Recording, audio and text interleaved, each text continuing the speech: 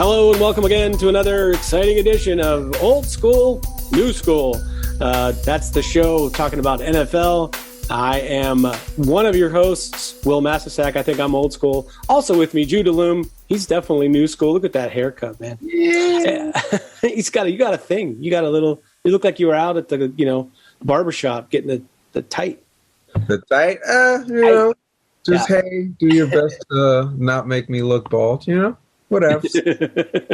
Yes, it's a challenge. Definitely. I'm in kind of, I have a COVID hairdo right now. Like, I think I could use a cut. I got the shears. I'm not brave enough to do it myself. So maybe next time, before next show, I'll try to give myself a haircut. That'll be something to talk about for half an hour. But for the next 30 minutes, we're going to talk about things in the NFL.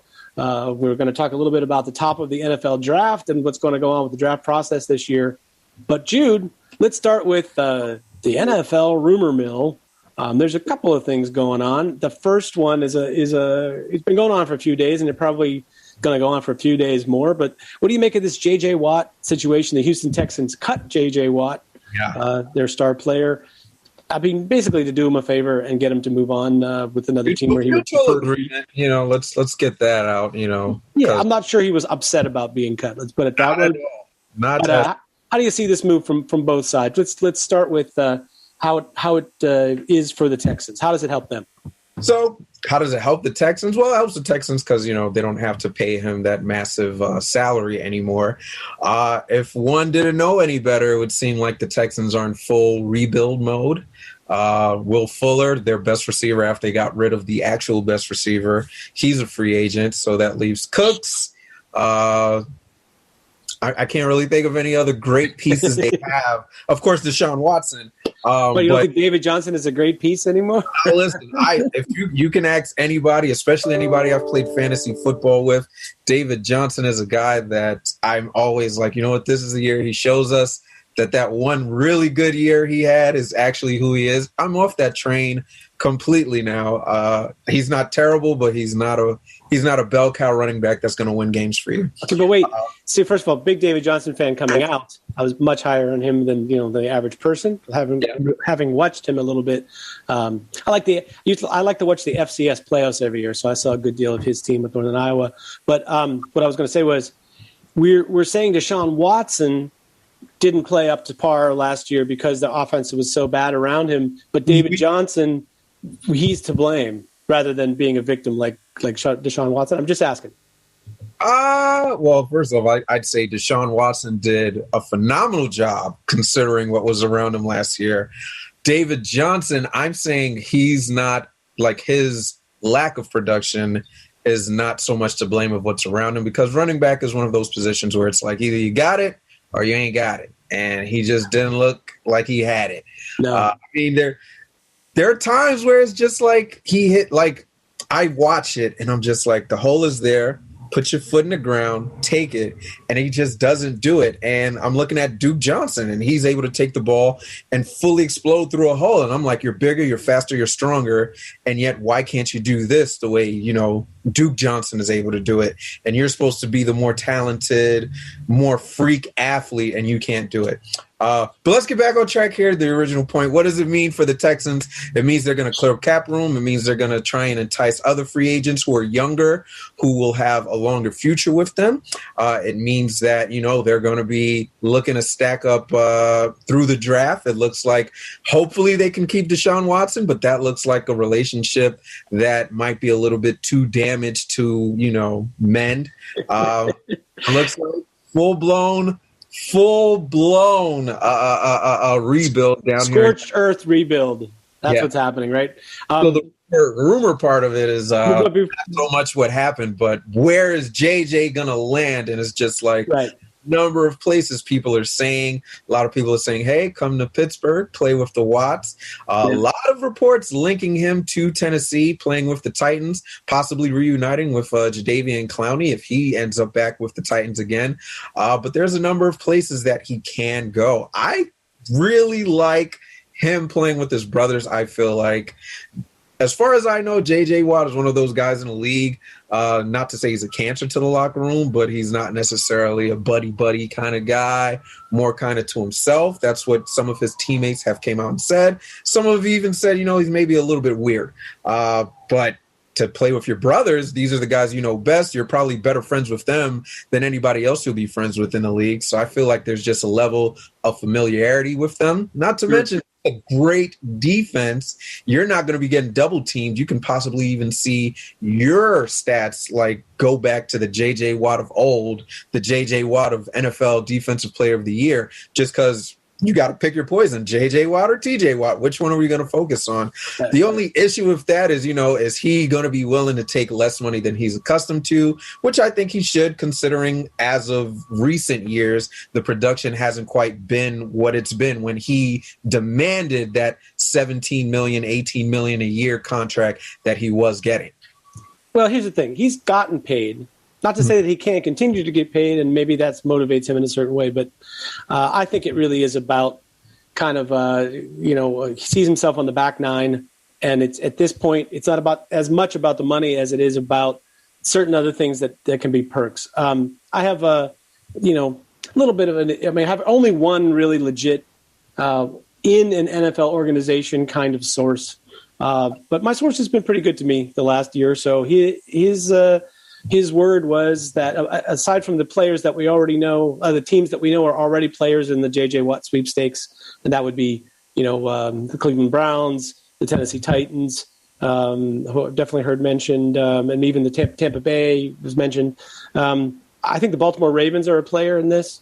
The word that I got is that the Ravens are extremely interested, but that JJ Watt's camp said basically, in order to get him off of either Green Bay or Pittsburgh, it's going to have to be a financial offer that is just too good to pass up. And that a big part of the motivation is actually for his parents' sake. What's that? For the Ravens, for him to go to the Ravens. Yeah. So it's any team other than Green Bay or Pittsburgh is going to have to really wow him financially because apparently they're concerned about their parents getting stretched out too thin. At one point they were trying to keep up with 3 sons in the NFL and attend their various games all over the country, and that the idea of simplifying their lives, either by having it, playing in Green Bay where they live nearby, or in Pittsburgh where his brothers are, would simplify things for them. So that's the thing I heard. It doesn't really make a lot of sense for Pittsburgh to sign him, other than to keep the brothers happy. Yeah. First of all, Derek Watt might be a goner from Pittsburgh anyway because his contract is one of their biggest and most enticing to cut for his production. He's like scheduled to get paid more, take up more cap room than his production. Secondly, they have, Cameron Hayward and Stephon Tuitt on the inside. So in terms of using him as an interior pass rusher, they kind of have guys there they like, so it would be a rotation. So I'm not sure if that's what he's into.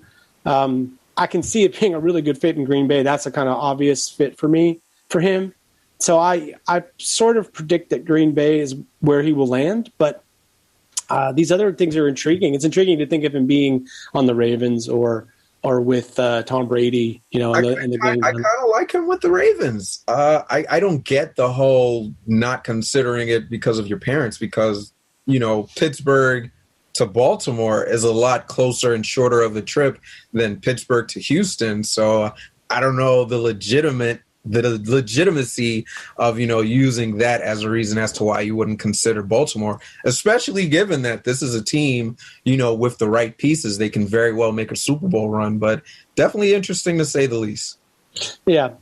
So I think it'll play itself out. I think all of these things, especially the JJ Watt situation, the salary cap announcement for the NFL, I think is going to be a big trigger that makes a lot of things happen. Right now, they're waiting to make these television deals and determine what the salary cap's actually going to be. I have heard that if the television deals are done, that rather than the Holocaust number given of 175 million, that it might be closer to 200 million. Yeah. If that's the case, that kind of normalizes everything a little bit. Yeah. But I don't think you'll see JJ Watt make a decision until the cap situation is pretty much, we understand what the cap's going to be. So, but it's fun to talk about anyway, because he's a, premium player moving around still, only 31. But let's talk about the other Houston rumor. What's that? I said, yeah, it makes sense. Give himself the best possibility to get paid. Yeah, agreed. And it just, to understand what everybody's working with. Hey, now we know what the cap is. This is the deal we can offer you, right? But the other Houston Texans rumor is the one that I think we could probably spend a whole show talking about. That is the news broke yesterday. It was reported by the beat reporter for Carolina that their front office said that they are all in on Deshaun Watson, and they are supposedly willing to pay 3 first-round picks plus Christian McCaffrey for Deshaun Watson. So first of all, my first question is Houston serious when they say there's no chance that they're going to move Deshaun Watson no matter what he would like? Or do you think they start thinking about it seriously with 3 first-round picks and Christian McCaffrey? I think every team has those players that they really like, they really love, they want to keep them. And absolutely, if you ask them publicly, they're going to say, this player is untouchable.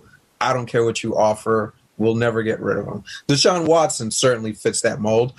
He's the player that you go out and get with the draft picks that, that people give you, like you use a first round pick on a player like Deshaun Watson. So you don't need to go and get picks because you already have Deshaun Watson. But for a player that's disgruntled, and just in general, every player is going to have a price. How many times have we heard, we're not looking to move this player is key to our organization, and they get moved eventually? I think if the price is right, absolutely they move Deshaun Watson. He doesn't want to be there. They're doing a rebuild, so that means they're going to waste a couple years out of his career regardless. So what they could do is, you know what? Let's go ahead and make our team better and, get a lot of picks, get rid of a player who doesn't want to be here, because at the end of the day, a guy who doesn't want to be there more than likely probably won't play as well as somewhere where he wants to be. Is the price right? I don't know. That's a very intriguing offer. 3 first-round picks, and you get Christian McCaffrey. Christian McCaffrey, granted, this past season he was very hurt, played in maybe 2 or 3 games. He's still Christian McCaffrey, still top 5, top 3 running backs in the league. Instant upgrade at that running back position. 3 first-round picks. Because they're not going to be 3 first-round picks this year. It'll probably be in consecutive years. So you get the 2021, 2023 picks. And you know that those picks from the future years are probably going to be not as good a first-round pick as it seems like right now, right? Yeah. I can see that being a great starting place, but I can also see them asking for more. The question is how many teams are going to be willing to pay more? And I think a number of teams, if they hear Deshaun Watson is available for the right price, if they hear that the Panthers are being seriously considered and that's the mark right there, I can see a couple of teams saying, you know what, we can do better. We can give you maybe a 4th. We can give you some seconds. We can give you a couple players, package a lot of things for you, make you a lot better right now so we can get this generational talent at quarterback. Well, the way to start a bidding war is you get your first bid. When the first bid becomes public, the high first bid. Then you're like, hey, I know you really were interested before when we said we weren't interested, but now we have a sort of a baseline set. It's like, if you can do better than that, now's the time. Let us know.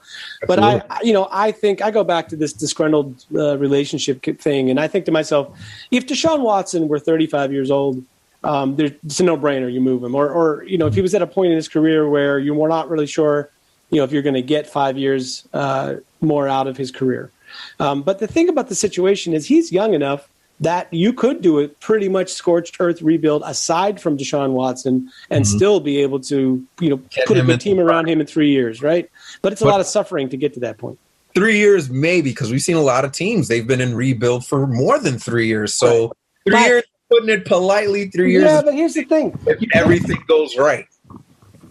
But here's the thing. Your chances of getting back to that level of playoff football is a lot better when you have a Deshaun Watson. If you deal Deshaun Watson, even if you get 3 first-round picks, and even if you turn Christian McCaffrey into another pick somewhere else for next year, your chances of finding Deshaun Watson in the draft are still maybe 25%, maybe. with those picks. So it's not like you're going to, for sure you're going to get back in 3 years with another young, great quarterback and make it back to the top of this hill before the ownership gets tired of your shenanigans and gets rid of you.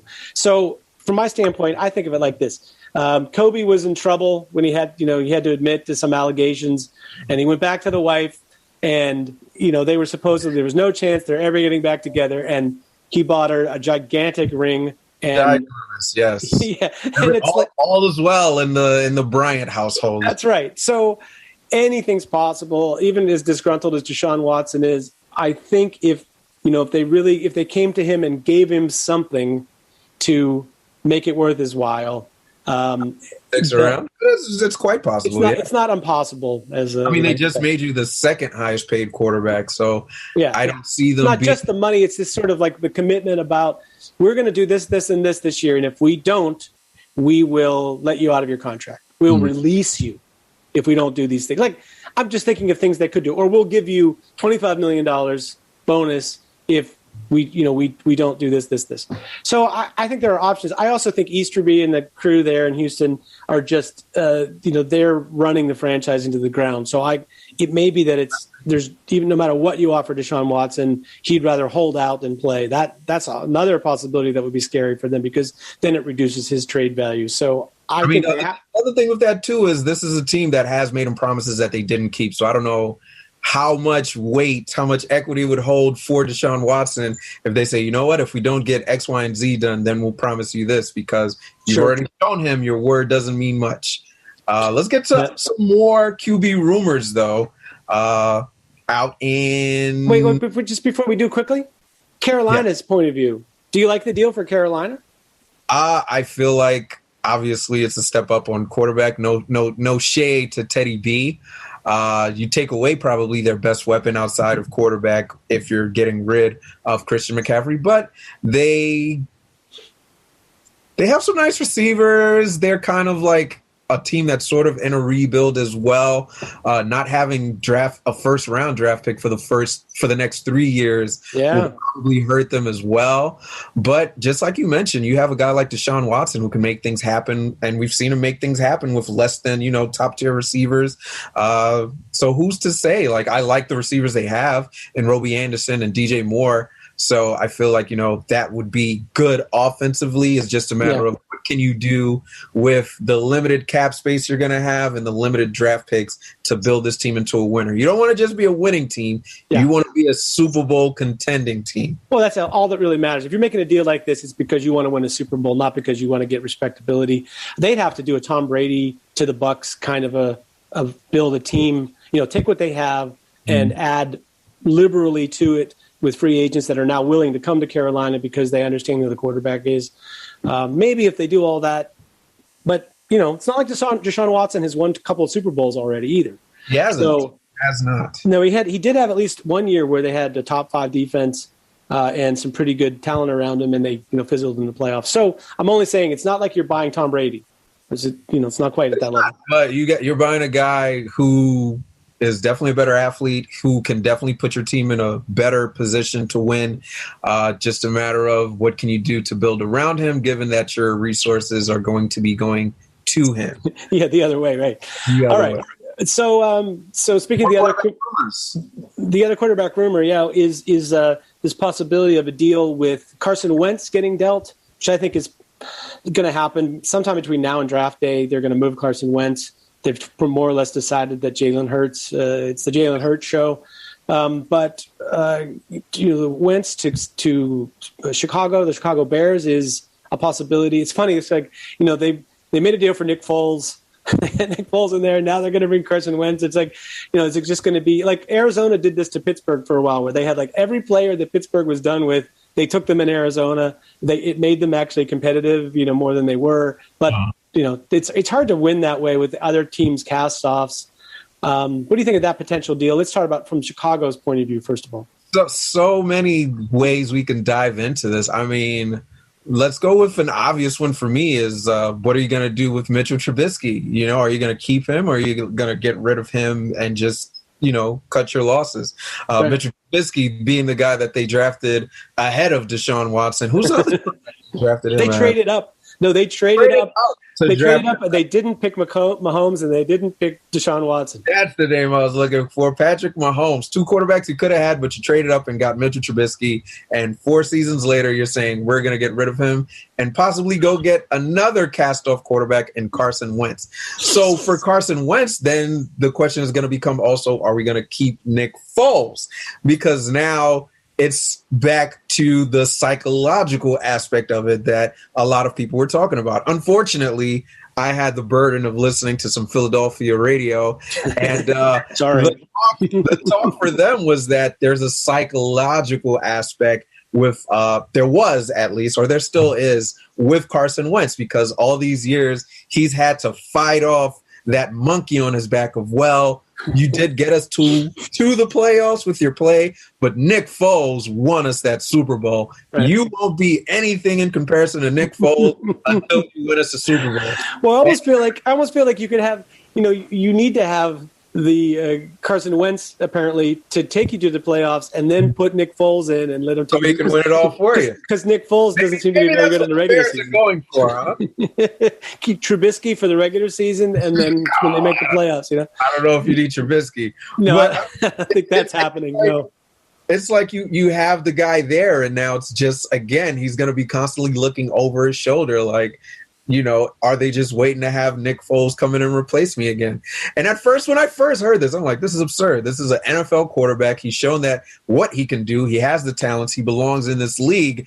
But then year after year, I'm just like, you know what? Maybe there is some truth to this theory here where he's just constantly looking over his shoulder. But then they get rid of him this season, and there's no Foles in the rearview mirror, and he's just not good still. I don't know that if I'm Chicago, I'm dying to make a trade for him. I don't know if I'm giving up a ton of resources, a ton of picks, or even a premier player that I currently have in order to get him. But I mean, if he's there, I'm not happy with Mitchell Trubisky. He got better at the end of last season, but I still don't know if he's going to be my franchise. No, he's not a guy who's going to win a Super Bowl for you. A bit to make this deal. Yeah, I don't know. I feel like it's a value proposition. Do I think Carson Wentz is worth what it's going to cost to get Carson Wentz to Chicago? I mean, I think I would like if the Redskins, if the Washington football team, boy, I got to put 50 cents in the jar for that. If the Washington football team is in a position to draft a quarterback in the draft at the top of the draft, so let's say one of the top 4 guys falls to them. We'll get to that in a second. If one of the top 4 guys falls to them, if you're the Bears, don't you just say, hey, how about we give you a 3rd-round pick for Taylor Heineke? Would you take like that, or 4th-round pick or 5th-round pick for Taylor Heineke? Because you know that Washington's going to be able to select another quarterback right now anyway. So the fact that they have this guy, Heineke, they might pick a new quarterback anyhow in this draft. So I think I'd rather have Taylor Heineke for 3 or 4 rounds less a draft pick than Carson Wentz for a second. Is that crazy? That's a dangerous one, because what you're doing with is, you might be playing with fool's gold.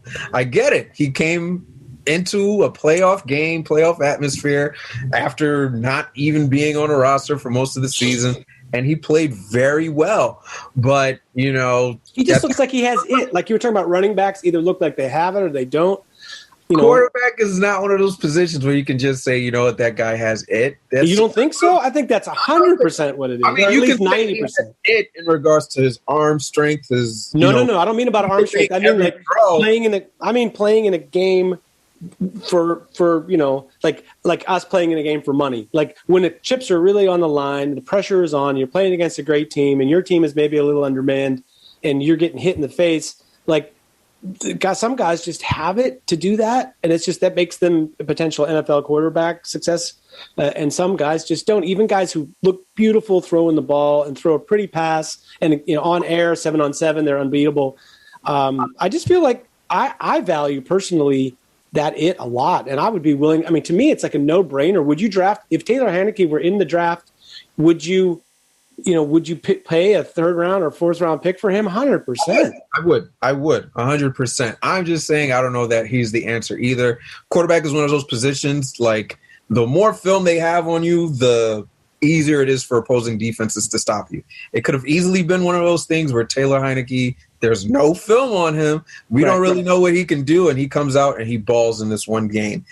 What we need to see from the quarterback position is just a career, not a career, but like a repeat of that performance. We need to see a catalog of you being able to do this, and we need to see you reading defenses. We need to see you making a lot more plays with your arm. He did great things with his legs. He made some great throws, but I need to see all of it for a consecutive period of time before I mean, just my last word on this is just like with a guy like Wentz or Goff, for that matter, who moved earlier in the season, it's sort of like once they have their confidence broken a bit by a lack of success, but teams adjust to them, right? Mm-hmm. Like you just said, they see them play more and they understand what their game is and what to try to take away from them.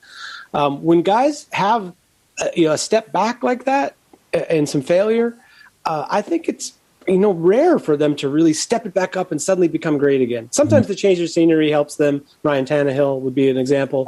Yeah. But a lot of times, once they hit that wall in their career, they're not necessarily coming back. Purgatory forever. Yeah, that's sort of how I feel about Carson Wentz. Let's move on and talk about the draft for a second. We're plenty of opportunities for quarterbacks there. Yeah, that's what I'm saying. It's sort of it's especially the top of this draft. They're talking about something happening in this draft that maybe has never happened before in the history of the draft, and that is 4 quarterbacks with the first 4 picks. Not necessarily to those 4 teams, but with trades. Right. And still, I think we've had 3 quarterbacks taken back to back to back at the top of the draft. Achilles Smith. I know he was one of the 3. I've forgotten who the other 2 were, but I don't think any of them were really worth it. But teams are if you either have this quarterback that you can win with or you don't. Let's talk about this year's draft. I know that everyone's consensus. The easiest thing in the world to do is a consensus number 1 overall pick is for everybody to just rubber stamp that and be like, yeah, of course, that guy's the number 1 pick. He's the best quarterback, so on and so forth.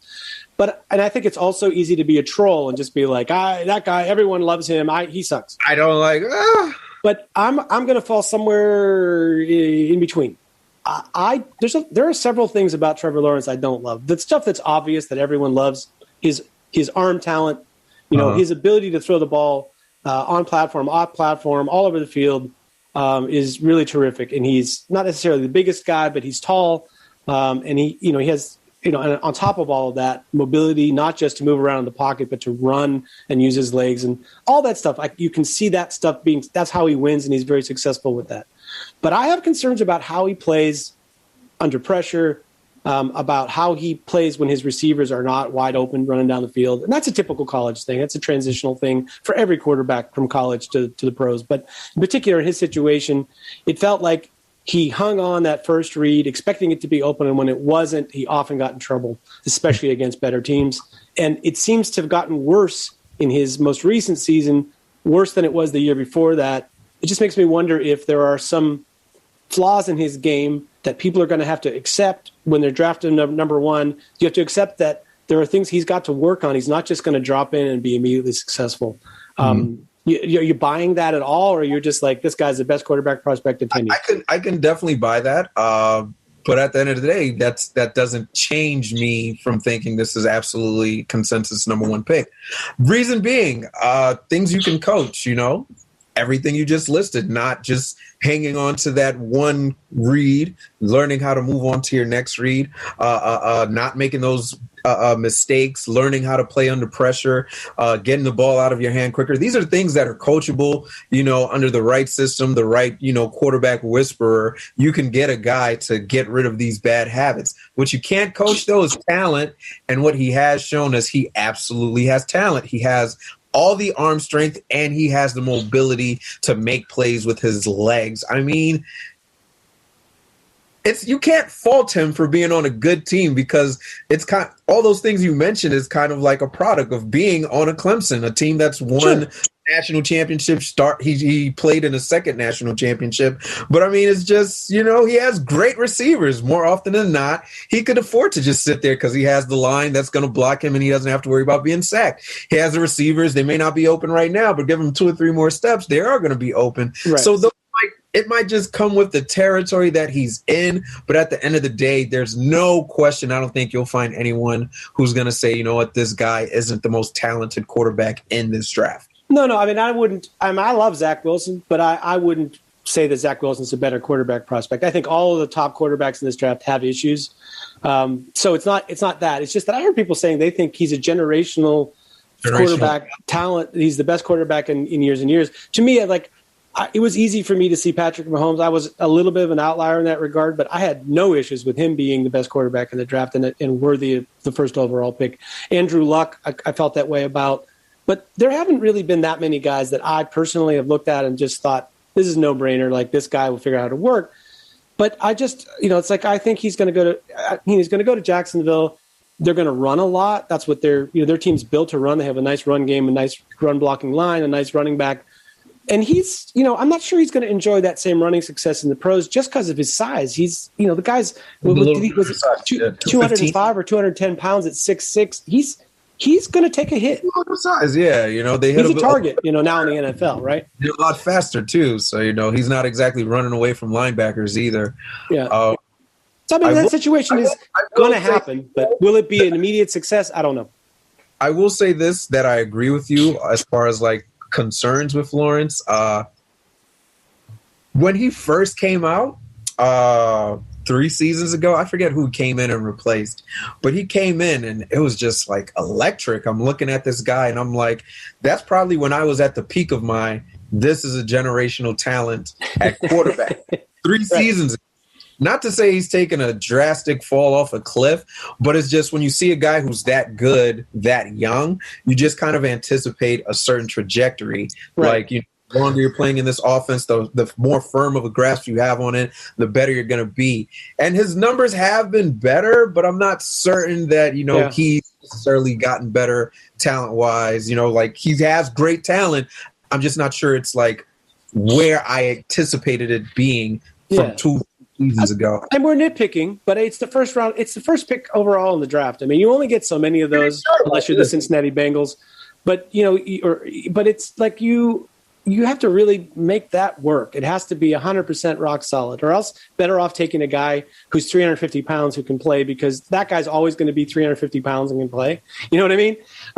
It's a far less chance of an offensive tackle busting than the quarterback. But you're Jacksonville and you don't have a quarterback for a long time. You got to get the guy that's right there, man. You got to shoot your shot. Let's go to the second overall pick. That'd be the Jets, the New York Jets, Jets, Jets. You're wearing your METS Mets shirt. I think the hardest thing to do when you're an NFL franchise is to bail. You spend a lot of resources or a high draft pick on a quarterback in the draft.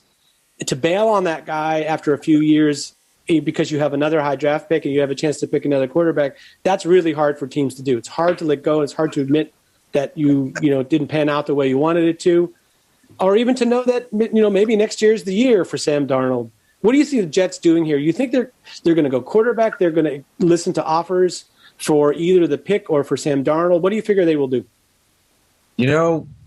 The thing with the Jets is they still have just so many holes they can fill, which is why I say that, because it makes sense for them to kind of, take a couple spots back, let another team trade up and, get more picks, because they just have so many holes on that roster that they need to fill.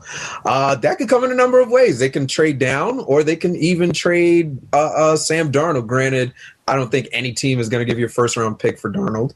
No, but you could use him to sweeten the deal to move up, later in the draft to to a lower first-round pick or something. Right? Well, what I mean is you could trade back from this to a lower first-round pick, and then you could add Sam Darnold and move back up a few spots. That's all I was saying. So I'm thinking, if I'm the Jets, not what I think the Jets will do, but if I'm the Jets, I'm trading Darnold. I'm taking my pick, and I'm taking Zach Wilson. I need a quarterback. From what I've seen from Darnold the last 3-4 seasons I've had to evaluate him, he's not our guy. I can't pinpoint any game where I could say this is why we drafted Sam. I can't pinpoint it at all. I can't even give you a moment where I can definitively say this guy is certainly an NFL quarterback. I think, unfortunately, maybe it just might be, he's had the wrong coaches. He might be able to go somewhere else, get a change of scenery and be successful. But I think just him right now with the Jets, it's not going to work. I don't think it'll ever work. Let me ask you this. If you're some other team looking to trade, who's more valuable, Carson Wentz or Sam Darnold to your team? I Same think boat. To me, it's a very similar situation. It's very similar, but I think you take a chance more on Wentz just because Wentz had a season where he legitimately showed that he was an MVP candidate. Darnold has never come anywhere close to that. I mean, I've seen him. The missing word is magic. I mean, you see Wentz at his best, and he's capable of some magic at his best. Darnold is a steady player, but I don't know that he's magical in any way. And certainly not to the degree he was at USC. Is not very good. His steady is very, mediocre. I mean, I'm saying this as a guy who loves USC football. And when I watched him play at USC, I was very excited. Yeah. He was electric then. This was a guy who had magic then, coming in playing as a true freshman and doing things that you just don't anticipate a freshman doing. But in the NFL, it just has not translated. If I'm the Jets, I'm getting what I can for him, but I'm taking a quarterback with this second overall pick. Sure. We'll move on to the next pick. That's the Miami Dolphins, yes, at number 3? Yeah. This is the spot that everybody thinks the trade where the big trade will come. And it just makes sense. It just makes sense. Yeah. I mean, you're a team that, was at the cusp of the playoffs. You have a great defense. You came out and said, you absolutely believe in your going to be second-year quarterback now, and you're going to stick with him. That could be smoke, They could also. Well, it's not like Tua didn't even play to the level of Justin Herbert, Right. So or Joe Burrow, right? So it's not like he set the world on fire at all. And I think I doubt that it's smoke. I think they're sincere that they believe in him and they invested their time and resources into bringing him in. And they basically he did show promise. They cost their team a playoff bid, though. I think if Ryan Fitzpatrick starts that whole season, they're in the playoffs. Yeah. So they were willing to do that to see what Tua had. Mm-hmm. But maybe they saw enough to know, hey, we're never going to be in this number 3 slot again for a while, and there's a quarterback here, either Fields or Lance or whoever it is that we like. I kind of agree that what they will do is pass on the quarterback, probably trade down to somebody that wants to move up and trade for one. But I'm not sure that I would do that. I still think they're in quarterback purgatory. I don't see Tua as a guy that I like.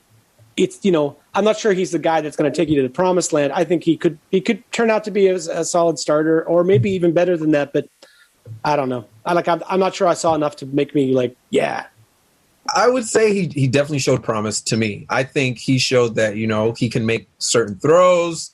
He had a couple good games. He had some bad games, but that's kind of what it is. You're going to take the lows and you're going to take the highs, and you're just going to hope that the highs are more of a promise of what's to come, and the lows is just a result of him being a rookie in the NFL without a training camp, with COVID going on. It's not very fair points. Yeah.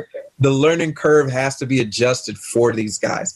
I think it's way too early. Right. That's the thing. The best argument is that you can't just draft a quarterback every year and give up on him after a season like that. That I buy. So probably especially when they did not have the greatest of receivers either. I think it just makes more sense to trade out of this spot, or even pick up one of the great receivers that are in this draft. Plenty options, but I don't think one of those options is drafted. Well, I think you can get the receiver later, like wherever they're going to trade down to. It's probably not so far that they can't get one of the top receivers. So, but would you agree that if somebody moves up here, they're going to move up for a quarterback? Absolutely. I mean, how many people are moving up for non-quarterback positions, at least in that top 5, top 10? That's right. So that seems logical. That brings us to the Atlanta Falcons. The Falcons are an interesting case because it's not like Matt Ryan is terrible or can't win you a Super Bowl. I mean, he put him in a position to win the Super Bowl against a very good team. But it's also not it's not the first rodeo for Matt Ryan. He's been around there for a while.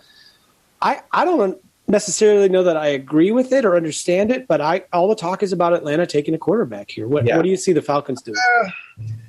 That's a tricky read because Matt Ryan is not to blame for the woes of the Falcons. This is another team that just has numerous holes that they can fill.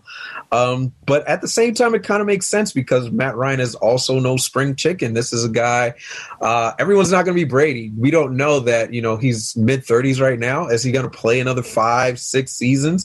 Does it hurt you to take a guy so high and let him sit, learn from a Matt Ryan? So that way when Matt Ryan is gone, he'd have learn from one of the better quarterbacks in the league, and he can step into that starting position and hopefully be better for it. The only issue I have with that is this is a top 5 pick. Do I want to use a top 5 pick to draft a player? And it's the fourth. It'll be the fourth best quarterback in theory. You know what I mean? It's like you draft a player that we're not going to play for the next couple of seasons. I don't know that that's necessarily what I want to do, especially because we're going to have to pay him first round quarterback money on top of that. So now that's less money that you're going to be able to distribute on your roster that is in need of talent at many different places. I don't see them drafting a quarterback, but I can't really be mad at them if they do. It's really one of those things where I don't know. I kind of just got to wait and see. But if I had to guess, I'm thinking they're going to draft, somewhere else. They could probably go cornerback. That secondary needs a lot of talent, needs a lot of help. I can see them going defensively, but I think they'd end up going with a cornerback out of the draft. Probably not Lance.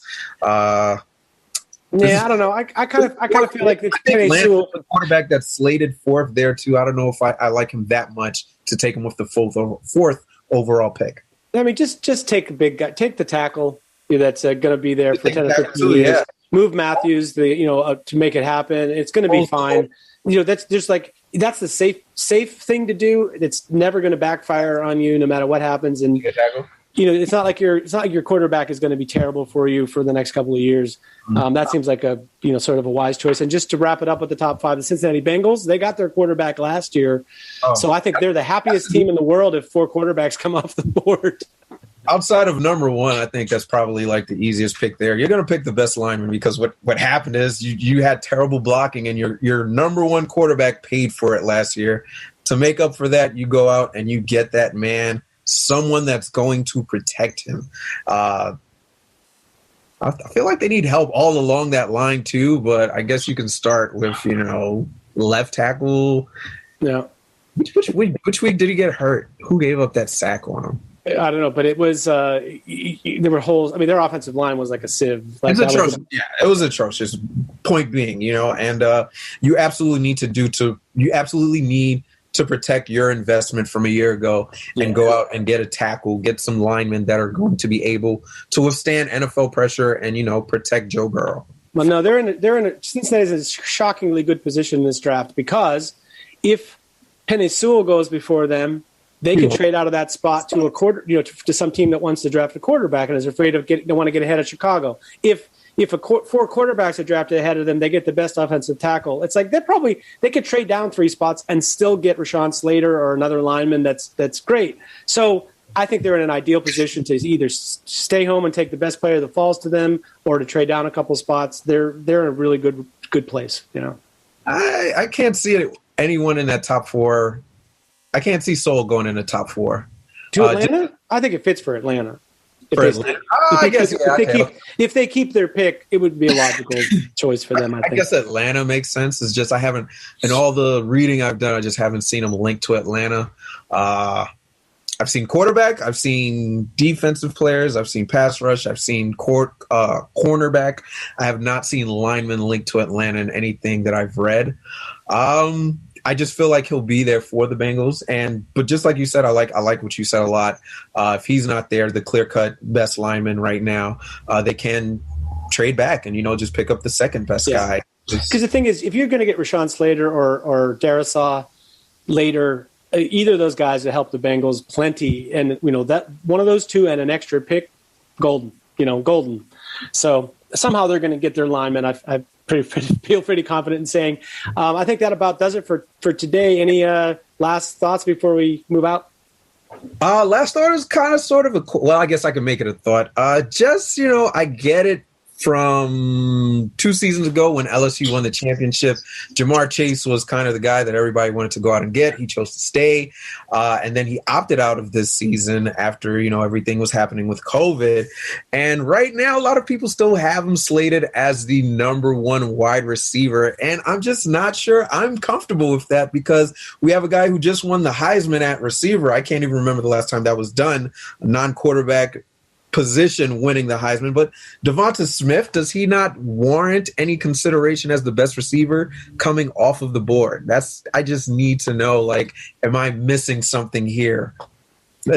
Especially in a league where it's like, what have you done for me lately? And lately we saw Devonta Smith put on a highlight tape for the entire season. Jamar Chase, we're not saying you're not talented, but what have you done for me lately?